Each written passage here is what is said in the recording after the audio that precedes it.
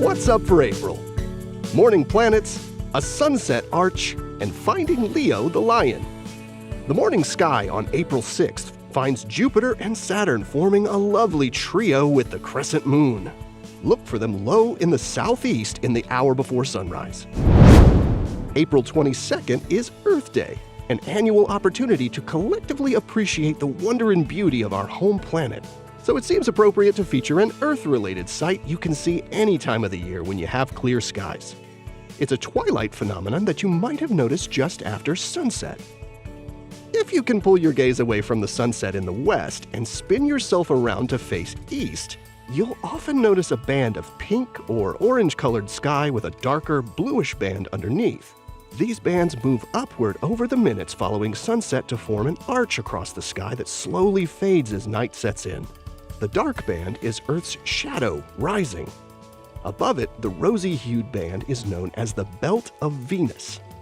We observe this sight for a short time after sunset when the sun is just below the horizon, but some of its light rays are still making their way through the atmosphere before nightfall. The redder or longer wavelengths of sunlight are able to travel the longest distance through the atmosphere, and at the point opposite to the sunset, this reddish light is scattered off the atmosphere and back toward your eyes. The Belt of Venus is named not for the planet, but for the mythical goddess. Together with Earth's shadow, these sites form the anti-twilight arch.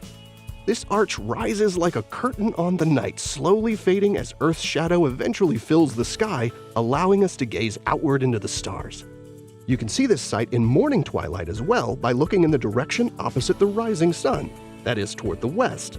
As the sky begins to lighten, Earth's shadow becomes noticeable with the Belt of Venus above it, and these bands slowly sink to the horizon as day breaks. April is a great time to look for Leo. That is the constellation Leo. Leo is the Latin word for lion, and this well-known grouping of stars is named for a superpowered lion vanquished by the mythical hero Hercules. It's a pretty easy constellation to locate because it sort of looks like a lion reclining in the sky and has this recognizable curving shape called the sickle that represents the lion's head. In April, you can find Leo high overhead in the south in the first few hours after sunset.